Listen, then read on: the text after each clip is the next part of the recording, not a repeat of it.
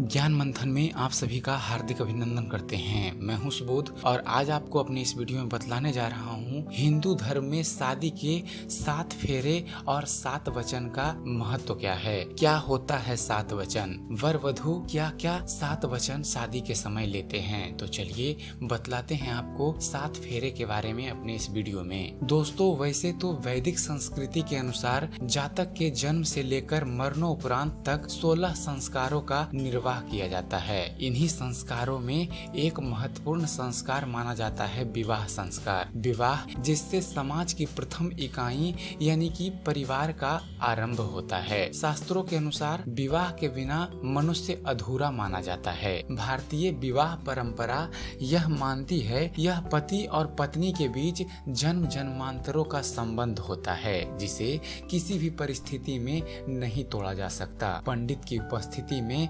मंत्रों के उच्चारण के साथ अग्नि के 7 फेरे लेकर और ध्रुव तारा को साक्षी मानकर 2 व्यक्ति तन मन तथा आत्मा के साथ एक पवित्र बंधन में बंध जाते हैं। हिंदुओं में विवाह के दौरान आप अक्सर देखते हैं कि वर वधू अग्नि के चारों ओर चक्कर लगाकर फेरे लेते हैं। विवाह में वर वधू 7 फेरे या पद 7 वचनों के साथ लेते हैं। हर फेरे का एक वचन होता है जिसे पति पत्नी जीवन भर साथ निभाने का वादा करते हैं। विवाह के बाद कन्या वर के वाम अंग यानी कि बाईं ओर बैठने के पूर्व उससे 7 वचन लेती है। हम आपको आज अपने इस वीडियो में उन्हीं 7 वचनों के बारे में बताने जा रहे हैं। हिंदू विवाह में कन्या के 7 वचन और उनका अर्थ बताने से पहले हम आपसे विनम्र निवेदन करना चाहेंगे दोस्तों कि मेरी संस्कृत थोड़ी खराब है, तो अगर जो उच्चारण गलत हो जाए तो हमें माफ कीजिएगा। तो चलिए बतलाते हैं आपको हिंदू विवाह में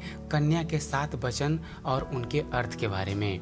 प्रथम वचन है तीर्थवर्तोद्यापन यज्ञ कर्म मया सदैव प्रिय वै कुर्या बमांग मयामी तदा त्वेदिये ब्रवीति वाक्य प्रथम कुमारी। यह पहला वचन अथवा शर्त होती है जो कन्या वर से मांगती है। इसमें वह कहती है यदि कभी किसी तीर्थ यात्रा पर आप जाएं तो मुझे भी अपने साथ लेकर जाएं। व्रत उपवास या फिर अन्य धार्मिक कार्य करें तो उसमें मेरी भी सहभागिता हो और जिस प्रकार आज आप मुझे अपने वाम अंग बैठा रहे हैं उस दिन भी आपके वाम अंग मुझे ही स्थान मिले।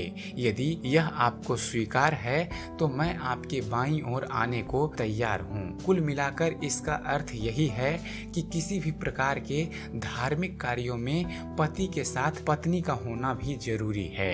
दूसरा वचन है जो कन्या वर से लेती है पूज्यो यथा सौ पित्रो ममापि तथेस भक्तो निज कर्म कुर्या बमांग मयामी तदा त्विदिये ब्रवीति कन्या वचन द्वितीयम। कन्या वर से दूसरे वचन में कहती है कि जैसे आप अपने माता पिता का सम्मान करते हैं उसी तरह मेरे माता पिता भी आपके माता पिता के समान होंगे। अर्थात अपने माता पिता की तरह ही आप मेरे माता पिता का सम्मान करेंगे और मेरे परिवार की मर्यादा अनुसार धर्म अनुष्ठान कर ईश्वर को मानते रहे तो मैं आपके बमांग आने को तैयार हूँ। तृतीय वचन है जीवनम अवस्थात्रे मम पालना कुर्यात बमांग यामी तदा त्वेदिये ब्रवीति कन्या वचन तृतीया। तीसरे वचन में हर व्यक्ति के जीवन में शैशवावस्था, बाल्य अवस्था, किशोर अवस्था, युवा अवस्था, प्रौढ़ा अवस्था और वृद्धावस्था आदि पड़ाव आते हैं। विवाह की उचित उम्र युवा अवस्था की होती है। कन्या भी अपनी तीसरी शर्त यानी तीसरे वचन में इसका ख्याल रखते हुए वर से कहती है यदि आप युवा, प्रौढ़ और वृद्धावस्था यानी जीवन भर मेरा ध्यान रखेंगे, मेरा पालन करते रहेंगे, यदि आपको यह मंजूर है तो मैं आपके वामांग आना स्वीकार करती हूँ। शादी में कन्या वर से चौथा वचन लेती है कुटुम्ब वंश पालन सर्व कार्ये कर्तु प्रतिज्ञा यदि कांतः कुर्या बमांग मयामी तदा त्विदिये ब्रवीति कन्या वचन चतुर्थ। जाहिर सी बात है कि जब तक जातक का विवाह नहीं होता वह घर परिवार की चिंताओं से मुक्त माना जाता है। भले ही उसके उसके कंधों पर पूरे परिवार का भार आ चुका हो, लेकिन विवाह से पहले उसे इन जिम्मेदारियों से आजाद ही माना जाता है। अपने चौथे वचन में कन्या इसी का एहसास दिलाती है। विवाह उपरांत आप जिम्मेदारियों से बच नहीं सकते और भविष्य में परिवार के सभी जरूरतों को पूरा करने का दायित्व आप पर रहेगा। यदि आप इसके लिए सक्षम हैं, तो मैं आपके बमांग आने के लिए तैयार हूँ। इसीलिए दोस्तों, पारंपरिक विवाह में माता पिता भी रिश्ता तय करने से पहले वर पक्ष से पूछते हैं कि लड़का क्या करता है। इसका सीधा सीधा तात्पर्य है कि वह अपने पैरों पर खड़ा है या नहीं, ताकि आगे चलकर परिवार के प्रति अपने उत्तरदायित्व का निर्वाह कर सके।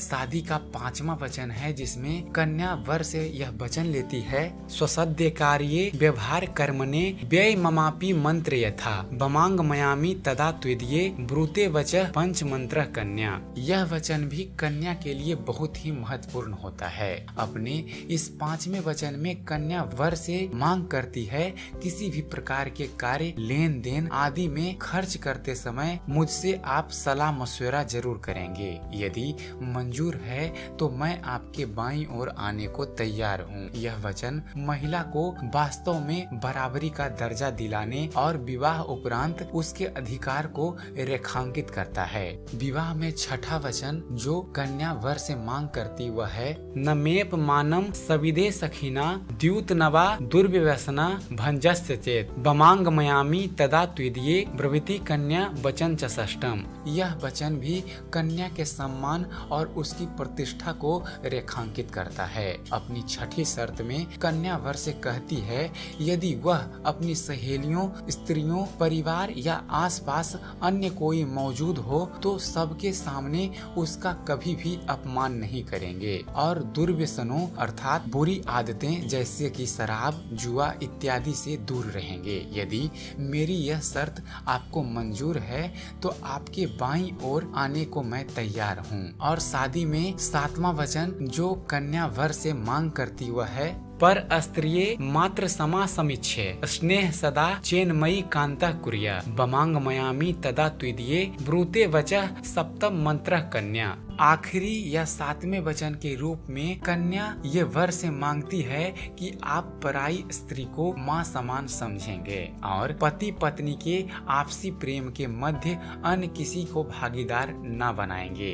यदि आप यह वचन मुझे दे दें तो मैं आपके बमांग में आना स्वीकार करती हूँ। तो ये था दोस्तों शादी में लिए गए 7 वचन। आपको बतला दें कि ये 7 वचन लड़की वर से मांग करती है, अर्थात लड़की लड़के से मांगती है। और अपनी अगली वीडियो में मैं आपको बतलाऊंगा शादी के 7 वचन जो लड़की वर को देती है। तो आशा करता हूँ शादी के 7 वचनों पर बनाया गया हमारा ये वीडियो आप सबको पसंद आया होगा। अगर जो आपको इस चैनल पर दी गई जानकारी पसंद आती है तो हमारे वीडियो को लाइक कीजिए, शेयर कीजिए, हमारे वीडियो के बारे में कमेंट्स कीजिए कि आपको यह कैसा लगता है। और साथ ही साथ हमारे चैनल ज्ञान मंथन को सब्सक्राइब करना ना भूलें। हमारे चैनल को सब्सक्राइब कीजिए और देखते रहिए, जानते रहिए। धन्यवाद। जय हिंद।